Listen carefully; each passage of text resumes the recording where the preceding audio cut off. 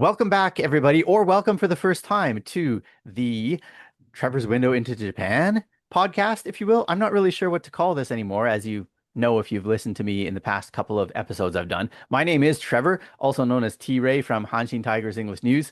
Hanshin Tigers English News is shut down, and so this is the place to come if you want to hear my voice and get some insights into baseball and other things Japan. And today we are going to talk to you about the upcoming final stage of the Climax Series. And yes, I said we because I've got someone alongside me. I've got my old faithful, young faithful, sidekick co-host Sanjay. How's it, brother? How's how's it, brother? I think old is probably more appropriate than young, so I'm okay with that. And I feel like I'm playing in a bit of an away situation here because we're not in H10 anymore. That's true. We're on a completely different platform. It's also to look around and we don't recognize what we see. But hopefully you all are going to enjoy what we have to say anyways. Real quick, let's introduce ourselves in case people are new to us here or they just really don't know who we are. So as I said, I'm Trevor. I'm from Canada. I've been in Japan for 27 years now, and I am a fan of the Hanshin Tigers. I covered the Hanshin Tigers. I put that loosely because it was just my own thing. I didn't have an employer.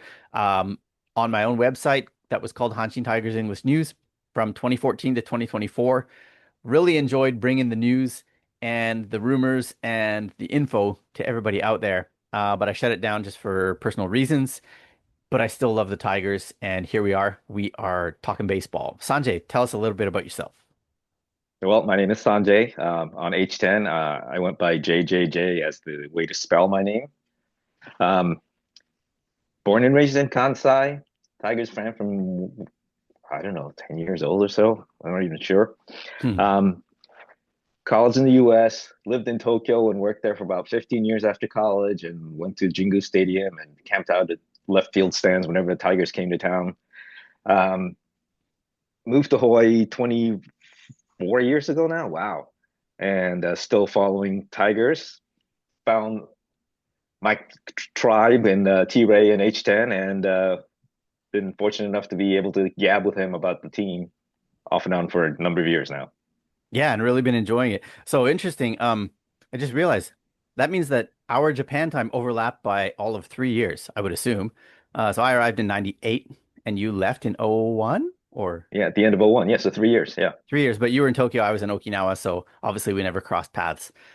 But anyhow, we did cross paths for the first time face to face in 2018. I think it was the spring, and we sat down and talked about the 2018 Hanshin Tigers and our hopes for a championship, the first in 13 years for the team, and instead they gave us a last place finish that season. Despite all our fanfare.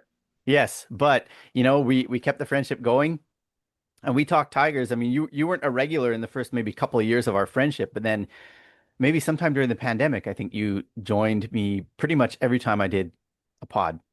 I think that's And about right. Yeah. yeah, really enjoyed that. So let's talk a little bit about our interest in the Tigers. Obviously, you said you're a longtime fan, but who is your favorite player on the current 2025 Hanshin Tigers? Player or players? We'll cap it at three. Okay. Well, you know that one of them is number 51, Nakano Takumu, Mr. Yes. Mu. You helped me get his jersey when I was in Hawaii and you were in Japan, or you still are. Um, so that's my number one currently. Uh-huh. Obviously, a close second is going to be Teru Sato. Hmm. I'll leave it at two. I don't want to like diss somebody else by picking someone third and then hurting someone else's feelings. Leaving somebody out of the mix or whatever. For myself, I like pretty much all the Tigers. I mean, there are a few that I'm not too fond of, but my number one is Sato and has been since he was drafted. My number two, I'm going to go on the pitching side and I'll go with Takahashi Haruto. I Hmm. wish that man would stay healthy because he would be the ace of this staff, no questions asked if he were. And my number three, I'm going to go back to the hitter side and just Mr. Clutch, Morista. Yeah, How can a you good not love one. that guy? Not only is he clutch, um, he has walked off a game this year with his arm when he threw out a Swallows runner at home in I guess it was the top of the ninth at a game at Koshien. But had that Mm. run scored, it would have been a tie game. And because he gunned him down, we walked off the game in style. He also had the Kami no Te, right? God's hand in that one game against the Yes. Giants, Yeah. where he just ninjaed his way around the tag, and that was the go-ahead run. I don't think that wasn't a walk-off. I think that was maybe eighth inning. It was not a walk-off, but it was definitely hand It of was late in the God. game. Yeah. Yeah. So, yeah, those are my top three. And in fact, those two games that I kind of mentioned might be candidates for me as games of the year. Um, Obviously, the clincher is another big one, right? Because we won the pennant faster than anybody else in the history of pennants in Japan, Hmm. right? But how about yourself? Do you have any games that kind of stand out to you as like, oh, I'll never forget this game, or this was a key part of the Tigers season? Well, I'm kind of going to go a little bit off script on that one because one of the ones that was most memorable was actually the very final game that they played Hmm. when, you know, Murakami got his 14th win and Sato hit his 40th home run and notched his 100th RBI and so on. I mean, it was kind of a fitting end to an epic season, right? Hmm. So that one's going to stay with me for a little while. The other one, actually, maybe not so significant, but because of the situation, you were there. July 1, we beat the Giants 2-1, and we Hmm. got to watch the game with Randy Bass. I mean, it doesn't get much better than that for me. So, Yeah, you know, that definitely, for personal reasons, would be a memorable one as well, because how often do you get to do that, right? And we talked about this on actually the first Substack pod that we did. We talked about just what a surreal thing it was to, be watching the Hanshin Tigers with the Hanshin Tiger. Um, yeah. and being harassed for autographs, well, not us, but him, but during the game, and having to be whisked away to the media seats so that we wouldn't be bothered. And we were still bothered a little bit there as well. Yeah. Um, but yeah, what a wild week, I guess half week that was. And the day that Morishita did the ninja thing at home was the third day of our time with Bass, where we were That's actually right. doing a talk show. And I don't know if it happened while we were in the talk show, but certainly like I remember watching the highlights on the train ride home from that. Uh-huh. Yeah. Yeah. Yeah. So yeah, great season though for our Hanshin Tigers, and a lot of memorable games, a lot of great players. Like we didn't even mention some of the others, but we will get to them later in the show because we're previewing who our team is and how we stack up against the Yokohama DeNA Baystars. So we'll get to that actually right now. Looking at the playoffs, well, round one, called the Climax Series first stage, went down this past weekend, where the Baystars, second place Baystars, hosted the third place Yomiuri Giants and swept them in a best of three. They won game one 6-2, and they won last night. And it did take until night, even though it was a day game. 7-6. They walked it off in the 11th inning. All they needed was a tie in that one, and they pulled off the extra innings walk-off win. So I guess congrats to the Bay Stars, and come to Koshien and prepare to be demolished. They've been forewarned. Hmm. Well, I don't know if you saw the scoreboard at Yokohama on their last game of the year, where I think the Japanese just said, or the last Tigers game of the year, the last Tigers game in Yokohama, and the Japanese just said something like, "Thank you for coming out to our stadium this season." And the English said something like, "We'll see you on your home turf later."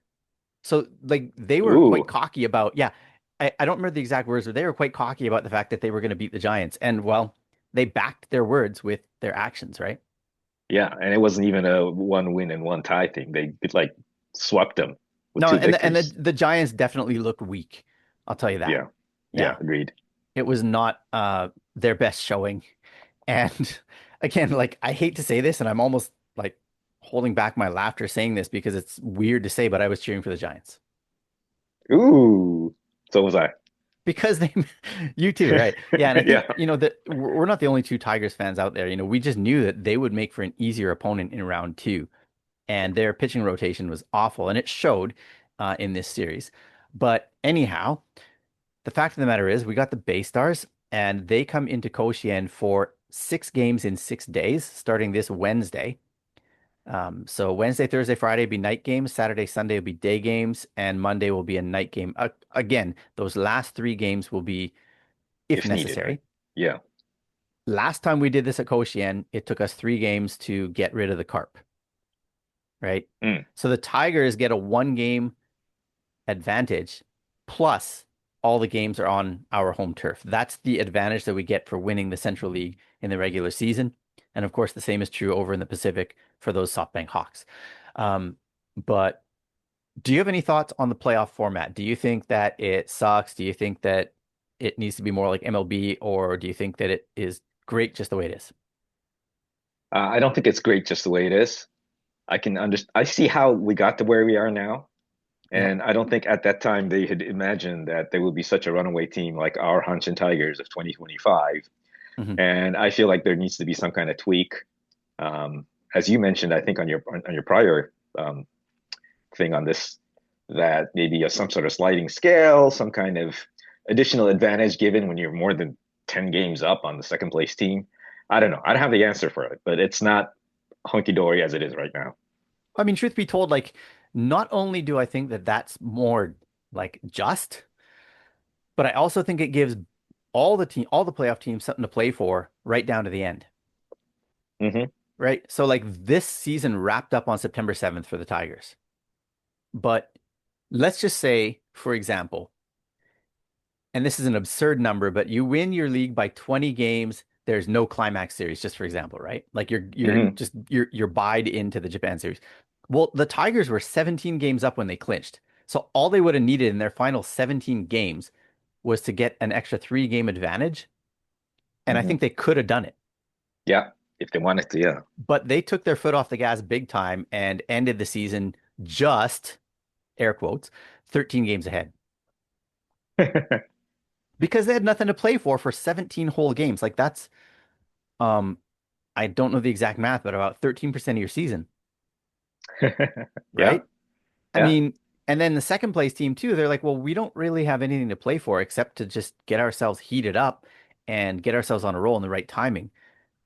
But for the fans, that's not really much of an experience. So I'd rather see them do something more in that respect as well. Can't They argue say with that. the Climax Series is there so that games would be meaningful even deeper into the season. But my suggestion is the ultimate, to giving the entire 143 games some meaning. Hmm. Yeah. So the playoff system being what it is, this is what we got. It is going to be from October the 15th through whenever it ends, but a max of 6 days. So a max until the 20th, assuming no rainouts. And let's now look a little bit at the teams during the regular season and how they fared against one another.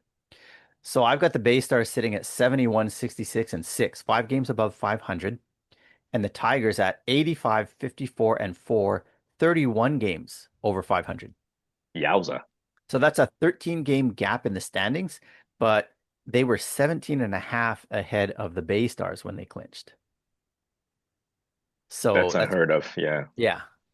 And head to head, these two teams, um, the Tigers won 14, the Baystars won 8, and they tied 3. Now at Hmm. Koshien, the Tigers only went 5-4. So they did a lot more winning in Yokohama. I mean, by the looks of things, they went 9, 2, and 2 in Yokohama.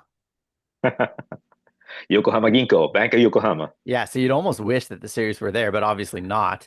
I think that the Bay Stars are actually a pretty good team on their home field, and they show that against the Giants. So it's good that it's at Koshien. I think, like that 5-4 is a bit of an aberration. By the way, we also went 0-2-1 at Kyocera against them. But it's all about timing. When are you facing off? Who are the pitchers that you're facing off against? Because now both teams are going to bring their best. And so it's a completely different ball of yarn that we're talking about here. Just for the record, though, in those 25 games, the Tigers scored 67 runs, which doesn't sound like a lot, but compare that to the Baystars 57, and it is quite a lot.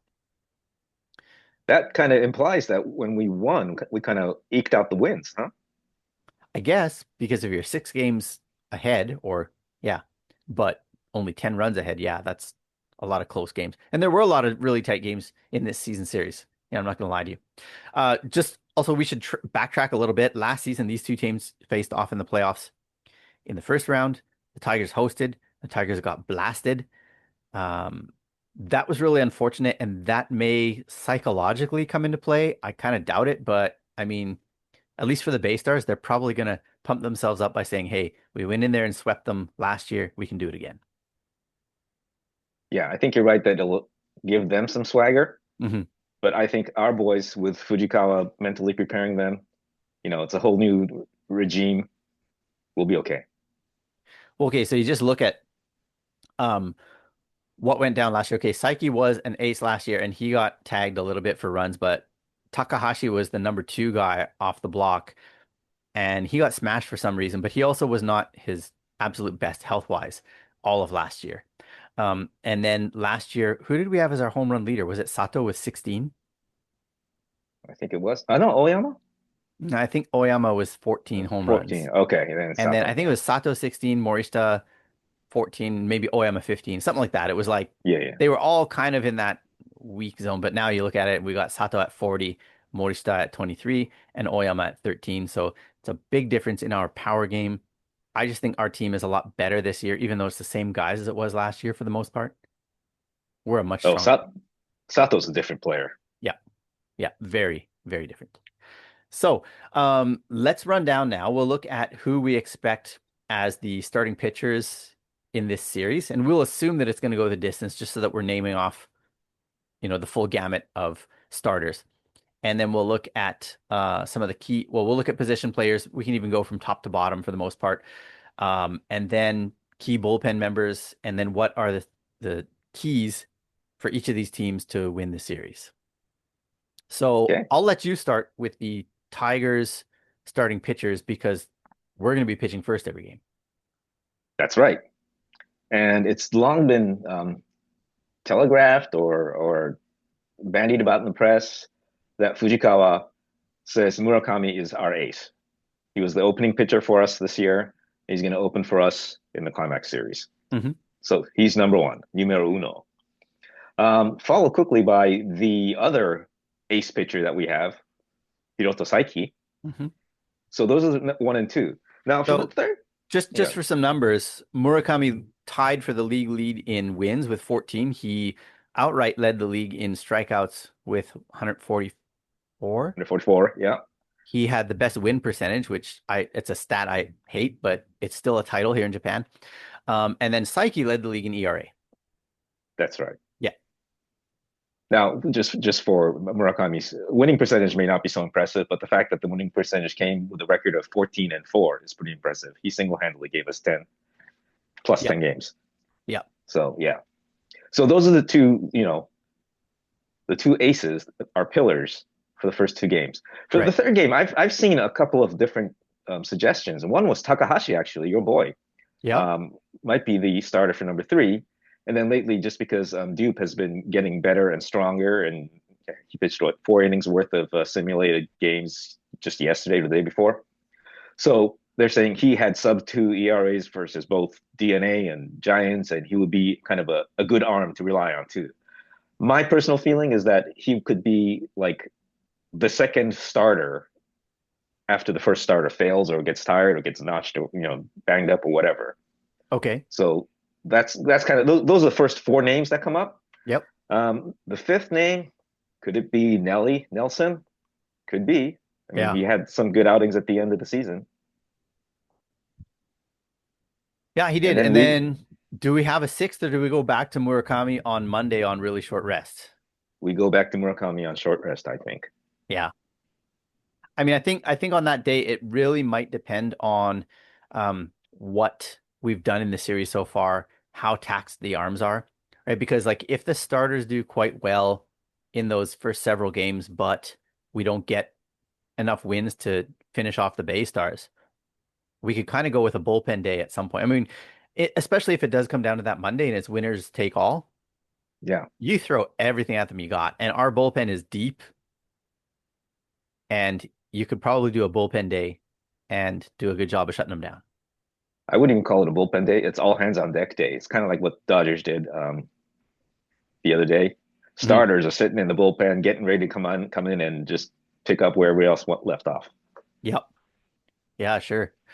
Um, So how about the Bay Stars? Now this I think is going to be interesting because they used Kay and Jackson in the first round, and I think they went with Kay first because they Hmm. wanted him to be ready as quick as possible for the Tigers because Hmm. they know that he's really good against the Tigers. So he pitched on Saturday.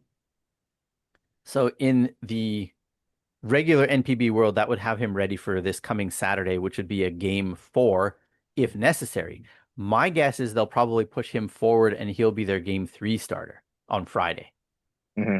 I think he could afford to go on short rest, but they will have Azuma, who tied with Murakami for the league lead in wins, and is a left-handed ace. They'll have him on opening on in game 1. So he went 14-8 this year with a 2.19 ERA.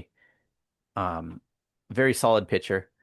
Number 2, this is where things get really murky just because they used Ishida for long relief yesterday. So I don't think he's ready to be a starter. They had Taira do some short relief, but he's a starter, but he played yesterday as well. Um, Jackson only went 1 inning because he was terrible. He only threw 42 pitches, so they could bring him back on short rest, but maybe not for game 2. Um, and then they've got a guy named Takeda, who's a youngster who only has 6 starts in his career, if I'm not mistaken. However, he did pitch against the Tigers, and he went 7 innings of 1 run ball. This was on September 20th when the Tigers weren't playing for anything anyways, but nevertheless, he does have some confidence to pitch against the Tigers, so it could be him. Um, I don't know who else they got. Honestly, like Bauer, they deactivated at the end of the month, at the end of Hmm. September. So Yeah. he's technically, or no, they deactivated him right before this first round, or I forget when. It was maybe October 5th. So he could come back in time for this series. But he's been terrible this year. Yeah. So do they want to count on him? I don't think so. The other option they have is our former ace from yesteryear and then some, right? Fujinami, uh, who, when he came back to Japan, looked good in his first couple starts, but then kind of fell apart and was quite mediocre down the stretch. So again, do they want to use him? They've got a lot of question marks. So I don't really have a rotation for you. My best bet would be game 1 Azuma, game 2 Takeda, game 3 K, game 4 Jackson, game 5 Ishida, and then game 6 Taira maybe. Hmm. I don't know. That's my guess. Good as any. Baystars fans out there, you can correct me in the comments. So, how about the I call it the key position players, but why don't we just run down the entire lineup from top to bottom? What have the Tigers typically rolled out this season? And if you want to throw some numbers in there as well, you can. Um, well, obviously, the first five hitters are pretty much rock solid.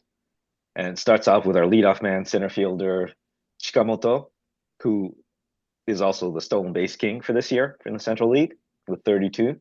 Hmm. Number two hitter is my fave, Takumu Nakano, who batted to a tune of 282 batting average, 19 stolen bases is, I think, good for third in the league, and had 44 well, mostly bunts, but sacrifices, Sack which buttons, yeah. leads the league by almost twice over the number two person. Hmm. So he's been key, and he's been solid. And he had a bad last year, and he bounced back to a respectable average this year, and it's made all the difference, I think, in keeping the lineup going. Number three hitter. Let's pause right Oh, there. sure. Now that we're talking about bunts, though, this is a strategy that typically I hate. And so when I see a guy batting 282 having to bunt that much, I shake my head or I pull my hair out or I yell at my TV screen or whatever. But the bottom line is it worked, right? Yep. You can't you can't send your guy running to steal second every time that he reaches first base. So you couldn't say, well, why don't they let Chikamoto steal more and, lay off the bunts or let Nakano, do like a hit and run or just let him hit. It worked. That's the bottom line, right? Hmm. So I don't know. What are And your thoughts on that? yeah, and I think that it's not a question of automatically doing it every time. But when you really want that one run to put the pressure on the other team, I Mhm. think and you really don't want to hit into double plays. I think it's a viable option. Yeah. Not every time, but you pick your spots, and I think that more often than not, Fujikawa is pretty good at picking his spots. Yeah, I mean, when you lead the league in runs, it's hard to argue with the strategy. When you lead the league in wins, when everything is going your way, like, why would you change that one thing that is actually scoring you runs? You just never know. Like, if you all of a sudden said, yeah, you know what, we're just not going to bunt anymore. I don't know. They can try that next year if they want. But this year, just do what's working. Yeah, That's agreed. my take on it. Okay, go on. So, number three hitter. Number three hitter is your Mr. Clutch, Shota Morishita, young one, but with, I don't know, ice in his blood veins or something, because he just doesn't get rattled. His slash numbers were 275, 350, 463. He hit 23 home runs, which is second in on the team and second in the league, I believe. Yeah. No? Yeah. Yeah. And same with his OPS, actually. That was number two in the league as well. Yeah. And 89 RBI, which is miles ahead of where he was last year when he was still already considered somewhat clutch. Yeah. And that's also number two in the league. So that's just kind of like embarrassment of riches almost when you look at the guy that's hitting behind him and even the guy after that. Yeah. Do you want to say something about Morishita, your boy? Nope. Just that he led the league in, well, then I will. He led the league, or pardon me, he led the Tigers, anyways, in podium appearances, which is something that I just kind of track on the side. Um, but to get on the podium, you have to produce when it's most needed. And it wasn't even close. Like, he's number two in RBIs, he's number two in home runs, he's number two in all this stuff behind Sato. But this is not a knock on Sato by any means. But when we needed hits the most, Morishita was the guy to produce them. And maybe the reason for that is because he batted ahead of Sato. And so he had better, like, more chances. Because, like, Sato Exactly. was waiting, like, here's my chance, here's my chance. Ah, Morishita did it. So, but nevertheless, I mean, that tells you something about the guy. He just came through always. Yeah. Yeah.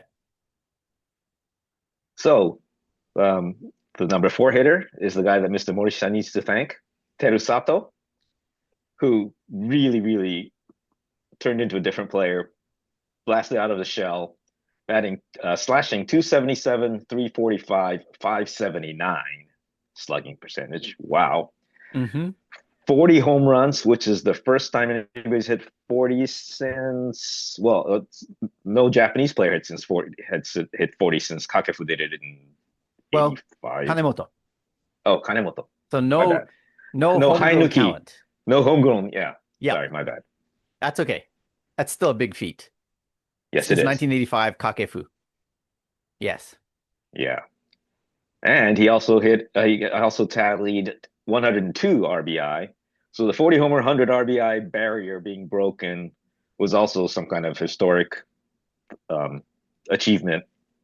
I forget exactly when, but with Craig Brazel and so on doing that. But again, as a Japanese homegrown talent, he is singularly spectacular. He's right up there with Mr. Kakefu, the other Mr. Tigers. Yep. Add those 10 stolen bases in, and you've got the second time in team history that's ever happened. 40 home runs and 10 stolen bases. It's not a 40-40, obviously, but 40-40 I don't think has ever happened in NPB. I don't think it has. Obviously, with the shorter season, it's way harder than it would be in the majors. But 30-30 is a thing here. It's happened quite frequently, but 40-40 never. But the 40-10, anyways, the only other guy to do it in team history is the original Mr. Tigers, right? Fumio Fujimura. Fujimura, yeah. Yes. So second guy in team history, and I think only like the 12th guy or something like that in league history. So pretty special season for him. And that's our number four batter. Let's move on to number five. And number five is he's not flashy, but man, is it comforting to have him sitting there right behind Morishita and Sato. If they get on, or if they don't produce in the clutch, you have to deal with Mr. Oyama, Big Mountain. He only hit 264 batting average, but his on base percentage is 363 because he's the man who can draw the walk, doesn't swing at bad pitches, and he comes through when you need him to as well. 13 home runs, including that one game against when we played this Yakult later on the season. Bottom of the first inning, grand slam. I mean, this guy also kind of comes through when you want him to come through. Yeah. 13 His home runs, 75 RBI. That's the third most in the Central League, right? yeah, so we had one, two, and The three, one, two, which and three in the Central first League. time That's in nuts. who knows when, right? But that's power right there. No other team could had a guy with as many RBIs as our number three, our third best guy. That's sick. That's sick. Nuts. Yeah. So one of the reasons I think he draws so many walks is because honestly, like after our number five hitter, the lineup is a bit lacking, especially in terms of consistency. And so teams are looking like if first base is open, you'd way rather walk Oyama than and challenge the next guy than you would, challenging Oyama and giving up the big run or runs. Hmm. Fair So point. number six typically though was our left fielder, and that was just a big hodgepodge of different guys. Yeah. But most recently, I think Takatera is probably the guy that got the most action there. Would you agree with that? He certainly got the lion's share of the action at the end. I'm not sure in terms of total number of appearances that Yeah. he rivals some of the other players. Yeah, but we're looking at like moving forward, like I would assume we're gonna ride the guy that we use the most in that position in the latter half of the season. I think that's Takatera. That would most likely be him. Although I think Maigawa has been making a little bit of a push to be back in the mix of things by hitting Yeah. his home runs. Yeah, he's been making strides, and yeah, like he hit a home run his first of the year, but he hit a home run in the last game of the season. Yeah. Hmm. And then again, I think in the whatever league that they're playing after The Phoenix between the League. the Phoenix League, yes. Yep. And Okay. also we've played some non outfielders in left field, right? Like catcher Nakagawa and Takatera as an infielder and Yep. Well, even like Kumagai has been out there at times, or Ueda, or basically, like maybe not as a starter, but we've had a lot of guys out there that are not necessarily natural left fielders. Yeah. mhm. So number seven, we would often put the catcher in. Yeah, like Sakamoto was typically the batting seventh, Yep. and he was surprisingly a competent batter this year. Especially, I think like he was patient and drew a lot of walks, and that led to his batting average being a little bit higher. He also had a couple of home runs, which was the first time a catcher has hit a home run for the Tigers since 2023. Since like June 2023. So that's a bonus. And then number eight was our shortstop. And I'm curious about what they're going to do there because if you look at the total numbers, I think Obata is leading. But if you look at the last half of the season, Obata is like maybe number three. Hmm. Like if you look at the latter 70 games. So I think it's going to be either, what do you think? Like either Kinami or Kumagai? Yeah, and I'm thinking that it depends on the pitcher. So if Yep. Baystars are bringing Azuma to start off with, then I think Yep. Kumaga might be getting the start. That's true. Yeah. And then K is actually better against lefty hitters than against righties. I don't know. So yeah, he's No, better against righties than against lefties. Sorry. right, right, So we might bring a lefty hitter in against him, even though it looks weird to have a lefty on lefty. They have right. better success against him. I think it's his changeup that's just like wicked and deceives all the right-handed hitters.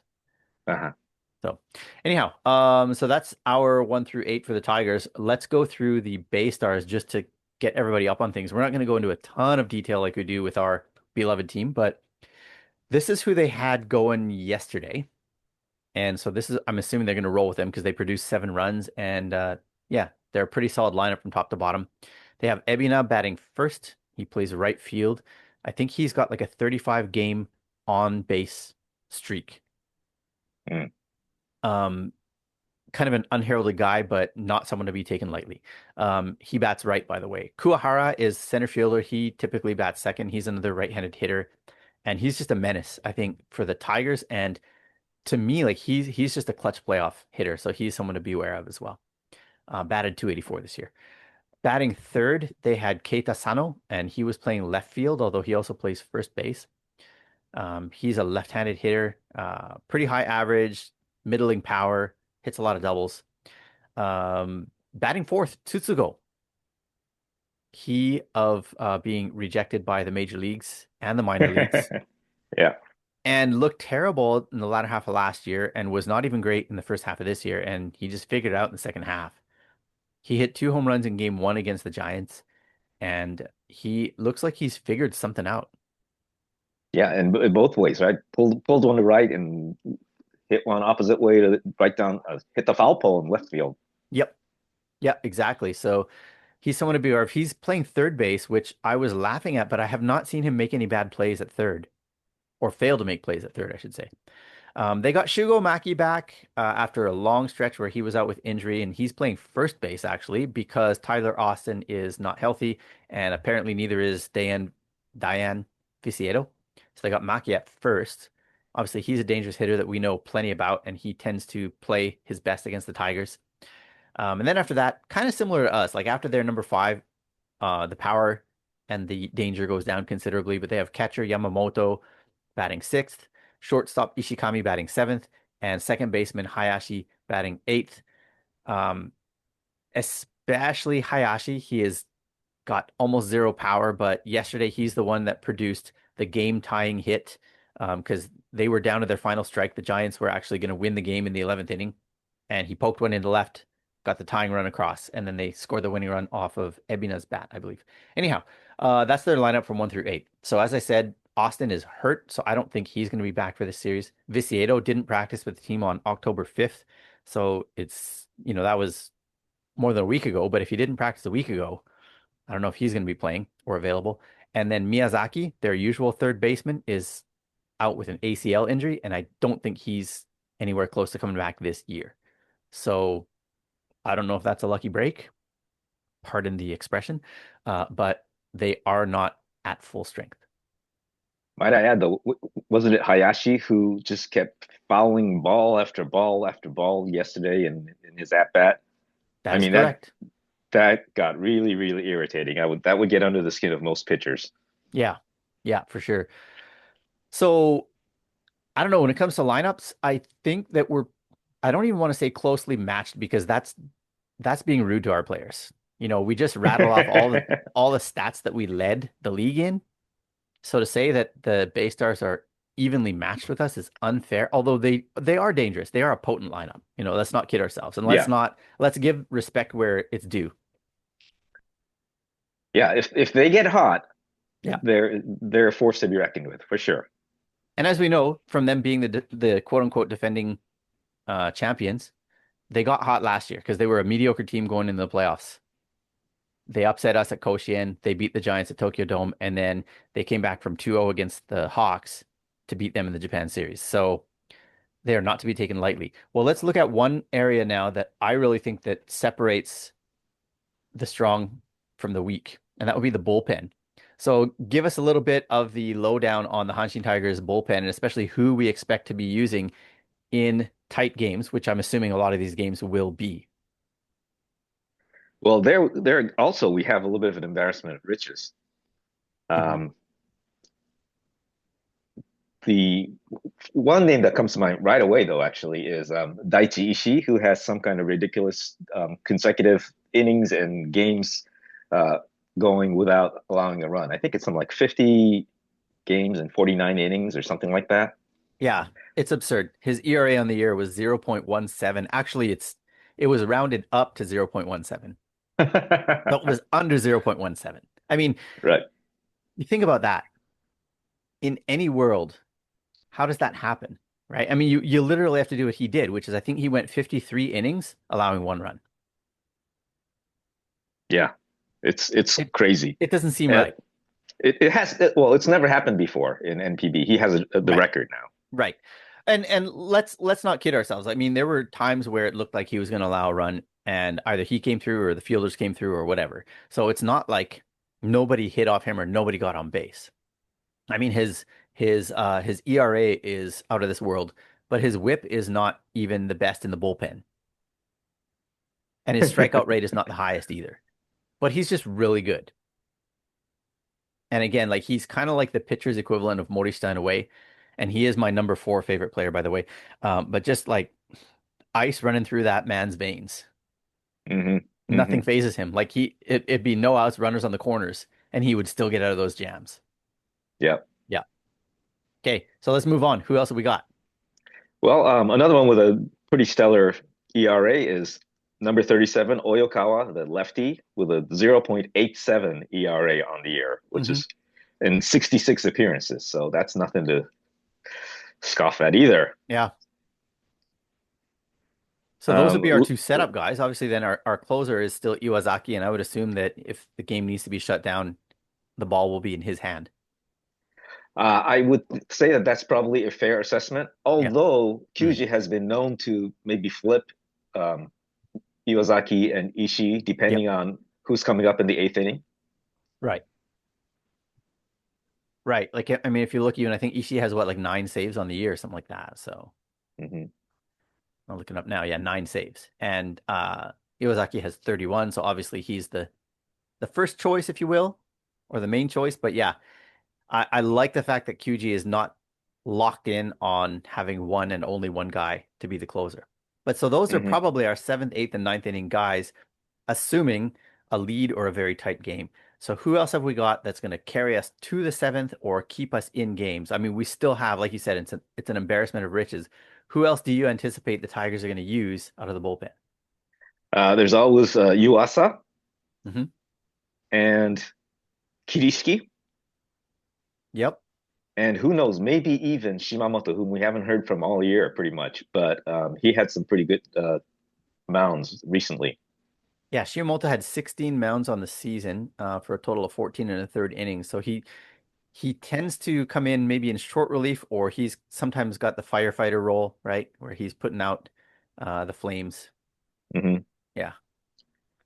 I would And say, one and more that, oh, I was I was going to gonna say say, one more we guys like can't forget. Hatake have come in Uh-huh. recently as Yeah. well. He could be one that's used. He only had 12 appearances, but they all came later in the season. So he was seen as somebody that could be used in those situations. And And we then can't forget Rafael Dolis. that was my next mention. Yeah, Dolis as Yeah. well. 1.93 ERA in 20 games. So yeah, and we've still got other names that we could bring up just in case, but one more guy I want to name as kind of a key, and I think he's probably going to be used in long relief, and that's rookie Takato Ihara. Yes. Yeah, so he's got He, 11 relief mounds and 28 mounds total this year and a 2.29 ERA. yeah, he was very impressive as a rookie. I mean, even if he's not a rookie, he's impressive. Yeah. But so I think maybe like if we use Nelson, as you were saying, as one of our starters, or even um I don't know, anybody else, like maybe even a doubt, but we might use like a Hayakawa. You know what? I have to apologize because I forgot one very important name. Otake is the starter. Oh yeah. Yeah. So Otake would be another starter. But anyways, if any of those guys falter, I think that Ihara or Dupe will be the guys that we go to for Hmm. relief, for long For relief. long relief, yeah. Yeah. Yeah. So on the flip side of that, let me talk a little bit about the Baystars and who they've got in their bullpen. I think as their closer right now, they're using Morihara, but they have used all sorts of different people in that role. In fact, Morihara this season, even just trying to locate him, I don't think he has any. Does he not have any saves this year? Doko da? He, I can't find he him on my pitched list here. he Um, pitched yesterday. He did pitch yesterday, and he was the closer, or he was a late innings pitcher yesterday. But this year, I guess leading them in saves was Irie, but he was pretty weak down the stretch. I think he got fatigued or whatever, and he was not good against the Tigers this year. So if they use him in the ninth inning, my mouth is watering. They also had Hiromu Ise, who's kind of a tough right-handed pitcher. He's got 13 saves on the year and 32 holds. So they may use him. He's got a 2.89 ERA. So again, we're maybe comparing apples and oranges here, but not really. Like, what were the numbers that we gave you? There was 0 point and 0 point. And now we've got like a 3 point and a 2 point. So, I mean, that's a big difference right there. But those are probably their two main guys besides Morihara, who again, he got the late innings yesterday. So he would be one that they also use in the bullpen. Besides that, I don't think they used him yesterday, but Miyagi, I don't know if they used him in the playoffs at all, but he was pretty good in relief. 50 mounds and a 2.09 ERA. I know they've got Wick, but he's hurt. I don't think he's coming back. They've got a submarine pitcher named Hayate with a 193 ERA who he had 27 relief appearances. So I finally found Morihara after all my searching. He had no saves but 11 holds, 2.57 ERA on the year, but he might be one. And they've got some soft spots as well. Like they've got Chihaya Sasaki, who's got a 4.15 ERA, and he actually gave up the go-ahead run yesterday to the Giants, and then he got bailed out. Hmm. Um, and then after that, it might be a hodgepodge of using some of the starters out of the bullpen, depending on how things go. But on the whole, their pitching is much weaker than the Tigers. I'm not going to complain. No, no, definitely. I mean, I think this is a chance for our guys to really eat them up, especially if we can get their starters off the mound. We really have to work the count against guys like Kay and Jackson. And I Hmm. mean, Azuma's got pretty good control, but Azuma gave up, I think, even a league high 15 home runs. So, Sato, this is your chance. And Morishita. Okay, so now the final question that I have for you and for myself is what is the key to this series? I'm gonna let you talk about what you think the key is for this series for the Tigers. The key is for us to play our game. Pitchers pitch the way they're capable of pitching. Hmm. Defense plays solid. The hitters, we don't need to hit home runs. Right. Just move the runner along, keep the lineup turning over. It doesn't need to be an 8-7 game or whatever. I'm happy with a 3-1 victory all the way down through. My man, I like the way you're thinking, and especially like you're saying, like just keep moving the runners along and just keep things flowing. I think that's something that we ignored up to now, but the home field advantage and the crowd is going to absolutely destroy the psyche of their pitchers if they put runners in scoring position too much. They're not going to be able to get out of those jams time and time again. It just won't happen. No, no, you're right. The home field, the crowd Yeah. is going to be such. That's why it's so key that we are hosting every game of the series. Yep. Yeah. So the crowd will be the 10th man or the 26th man or whatever you want to call it, right? Yep. So indeed, I think that's great analysis. I think also one of the keys for the Tigers is for the starters to get off to strong starts. Hmm. Um, if they jump on our starters too quick and get to our bullpen too early, I mean, our bullpen is awesome, but we want to kind of save those arms and make sure that we have them when we need to clamp down later in games and not have to go to the bullpen in the third and fourth innings. Hmm. Like last year, I don't remember how many innings Takashi lasted, but he didn't last very long. And then I don't know if you remember this, but last year we used Murakami out of the bullpen at the end of the season in the playoffs as well. And Hmm. he was not doing great at the end of the year, but it's a different man this year. So, anyways, I Yeah. really think the key for the Tigers is to um, get the starters going. If they can go five, let's say 5 innings and Hmm. 1 or 2 runs, we're good. We don't need them to go So 7, 8 innings. And I think correct. QG, that's the thing. I think QG is wise enough to know that in the playoffs, you don't need to give your starter the 110 pitches or the seventh inning or like let's try and get him the win. You know what I mean? Like I hate when managers do that in the regular season. Like, well, Yeah, let him work his way out of this jam because if he does, he'll get the win. It's like, no, you don't care about the individual stat. You don't care that's who gets right. the dub. The team gets the dub. That's right. And that's the way it's done here as well in the US. Yep. The personal records are irrelevant at this point. You don't Yep. have to worry about them earning bonuses based on most wins or whatever. Right. And so I'd like to see how Fujikawa reacts the first time the starting pitcher gets into a jam early in the game. Hopefully we don't have to witness it, but I'd like to see what he does when that happens. Yeah. It will definitely be interesting to see how he plays.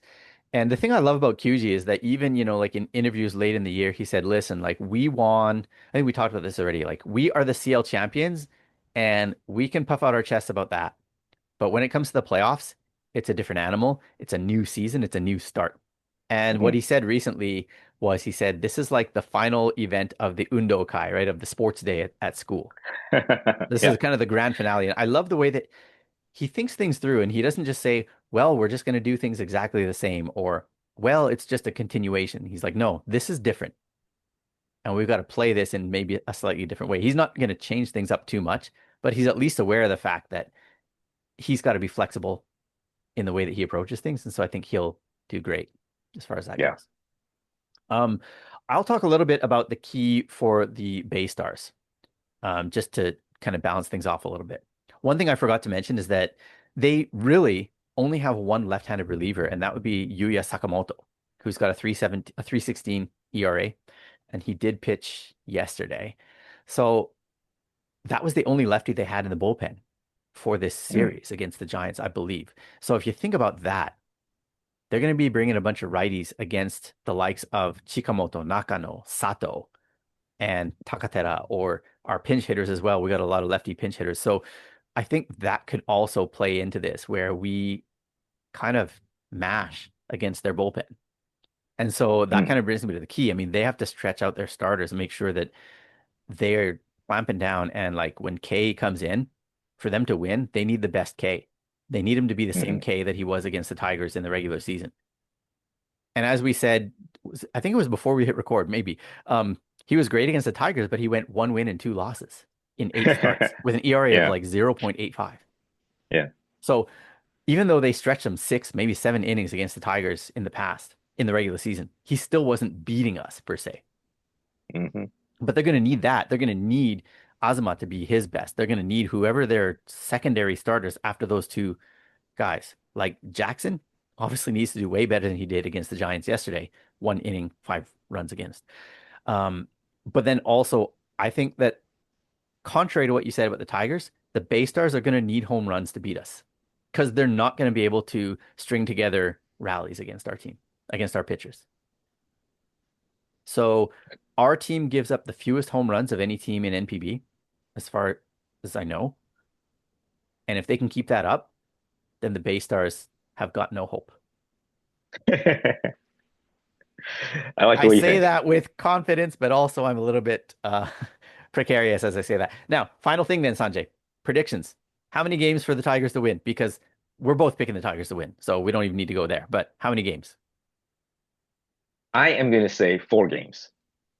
So the Bay Stars will win one. We'll win. Win one. So we'll go Okay. 3-1. Okay. I'm actually going to be a little bit more generous on the Bay Stars side. I think they're going to win two. So the series will go one less than the longest, one less than the max, I should say. So the Mm, the series will end on Sunday. mm, Yeah. So all that said and done, we're going from Wednesday to Monday at the latest, and then once that's over, there's another big gap in the schedule from Tuesday at the latest until Friday. So Tuesday, Wednesday, Thursday, Friday, no baseball for anybody, mm. barring a rainout. And then the Japan series starts the following Saturday. And it'll be, well, we can get to this if we do a Japan series, when we do a Japan series preview. But Saturday, Sunday is at the PL Park. Tuesday, Wednesday, Thursday at the CL Park. And then Saturday, Sunday at the PL Park. Um, who would you like to see us face in the Japan series? Go Um, Fighters! Go Fighters. Shinjo. I want to see Shinjo. Yeah, yeah, for sure, for sure. Cool. All right, Sanjay, we have, as always, had a blast talking Tigers. I hope everyone out there has had a blast listening to us. And be on the lookout because if and when, cross out the if, the Tigers win, we'll be back. Okay. Thanks for All right, your Arnold. viewership, listenership, all that stuff. Sanjay, thanks for joining me today. Thanks for having me as always. We'll catch you next time. Let's go, Tigers. Go Hanshin.